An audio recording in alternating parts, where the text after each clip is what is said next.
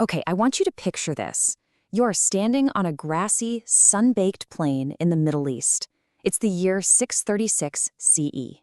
The intense August heat is just beating down, and vultures are already circling up in the sky. Two massive armies are staring each other down across the Yarmouk plateau. The air is so thick with anticipation you could cut it with a knife. Suddenly, a single Arab warrior steps out from the ranks, and his voice just cuts right through that heavy, terrifying silence. He screams, "I am the killer of Romans. I am the scourge sent upon you." So let's dive right into this. Welcome to this explainer on the Battle of Yarmouk. Today, we are breaking down what is honestly one of the most intense, decisive, and just truly epic clashes in all of human history.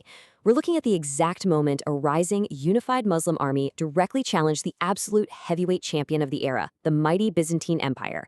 You see, the Romans had just won this grueling, decades-long war against the Sasanians, and now they were pivoting that massive war machine south to crush this brand new threat in the Levant. Which brings us to a really fascinating historical mystery. How exactly do you defeat an army that completely outnumbers you, outarms you with heavy armor, and literally has you backed right up against a steep canyon? I mean, the stakes here could not have been higher. One wrong move and the entire Muslim army would be pushed over the edge, literally and historically. So this explainer is all about how immense military genius, extreme discipline, and tactical mobility somehow managed to overcome pure brute strength. Act 1. The Gathering Storm. To really wrap our heads around this clash, we first have to look at the sheer, terrifying scale of what the Byzantines were bringing to the table. Emperor Heraclius? Yeah, he was not taking the loss of key cities like Damascus lightly. He had assembled an absolute juggernaut, up to 100,000 men, divided into 5 massive columns, marching south to trap and crush the Arab forces. It's a classic David versus Goliath scenario, right? On one side, you have the Byzantine Empire.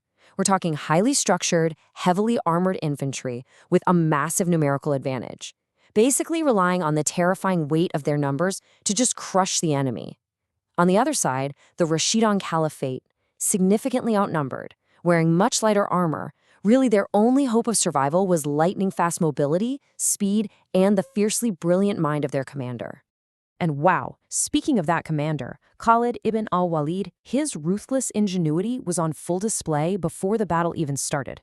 Khalid had to get his veteran troops from Iraq over to Syria quickly to take command, so to bypass the Byzantine defenses, he did the impossible. He actually led his army through a completely waterless, desolate stretch of the Syrian desert for 6 grueling days. How? He basically turned 20 camels into living, breathing canteens. I'm serious. He forced them to drink massive quantities of water, tied their mouths shut so they wouldn't chew their cud, and then slaughtered them daily to harvest the water from their stomachs just to keep his men alive. That is the kind of awe-inspiring, frankly terrifying level of relentless dedication the Byzantines were up against. Act 2. The Chessboard at Yarmouk. As this massive Byzantine army approached, the overall Muslim commander looked at the situation and realized, okay, we need a tactical mastermind at the helm right now, and temporarily yielded field command to Khalid.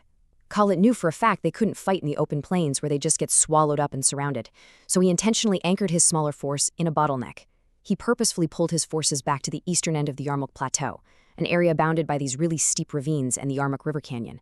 To survive this deliberate meat grinder, he introduced an absolute masterstroke of battlefield awareness. He created the Mobile Guard. Instead of spreading his best cavalry out super thin across the lines, Khalid kept an elite, rapid response unit of 4,000 riders right in his back pocket. They were basically his firefighting team, dynamically rushing to wherever the Byzantine pressure was the heaviest to push them back before the defensive line could completely snap. Act 3, Days of Brutal Attrition. Because, this wasn't just some quick afternoon skirmish. It was a terrifying, grinding, multi-day struggle for survival. When the battle finally kicks off in mid-August, the exhaustion is immediate. You really have to imagine the physical and mental toll of standing your ground against a heavier, armored enemy that just keeps sending fresh waves of men at you, day after scorching day. Day 1 starts a bit slowly, with traditional champion duels. But day 2, the Byzantines launch this massive dawn surprise attack. The Muslim flanks are shattered, they get pushed way back. Day 3 brings even more brutal pressure, as the Muslim right flank completely crumbles again. And day 4? Day 4 was famously recorded as the Day of Lost Eyes. Byzantine archers unleashed such a devastating, grim volley of arrows that countless Muslim warriors literally lost their sight in the barrage. The desperation of this moment was absolutely palpable. The lines were breaking. Even with Khalid racing back and forth with his mobile guard to plug all these holes, the sheer, suffocating weight of the Roman heavy infantry was just too much. The Muslim soldiers were being violently shoved backward, step by grueling step, all the way back into their own base camps. And as these exhausted, bleeding warriors are pushed back into the dust of their own tents, the primary sources tell this incredible story that shows just how crazy the stakes were. The wives actually urged them to return to battle, going so far as to throw stones at their own retreating husbands. The women in the camp grabbed tent poles, hurled rocks, and fiercely shamed their men, driving them right back into the meat grinder. Let me tell you, when the women in your own camp are forcing you back to the front line, you know it is a true do-or-die situation. Because right behind that camp, a canyon cliff. Retreat literally meant total annihilation. Act 4. Khalid's masterstroke. So, the Muslim army barely survives those first 4 days. Day 5 brings a really tense pause, but as the sun rises on the 6th day, the whole chessboard has fundamentally changed. The Byzantines are frustrated. They are exhausted. Khalid, who has been observing everything with just razor-sharp battlefield awareness, realizes the Roman cavalry and infantry have lost their cohesion. It was the exact right moment to switch from desperate defense to total offense. Then, Khalid unleashed the reserve. But he does something incredibly unorthodox here. He strips all the cavalry from his wings, taking every mounted soldier he has, and unites them with his mobile guard into one massive, unstoppable striking force. He was putting the entire battle on one roll of the dice. And here is exactly how he executed this flowing, high-speed tactical maneuver. Under the cover of dead night, a detachment of about 500 riders swung out in a wide arc around the enemy to capture and block the bridge over the river. Why? Because it was the only escape route for the Byzantine army. Then Khalid takes his massive, united cavalry force and just smashes into the Byzantine cavalry, completely routing them and driving them right off the battlefield. With the Roman infantry now entirely stripped of their cavalry protection, Khalid aggressively swings his horsemen around to envelop them. He executed a flawless double envelopment. It is, hands down, one of the most difficult and devastating military maneuvers in history.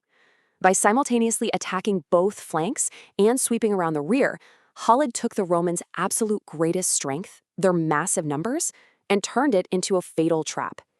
The heavily armored Byzantine infantry were now pushed and packed so tightly together that they couldn't even lift their arms to swing their swords.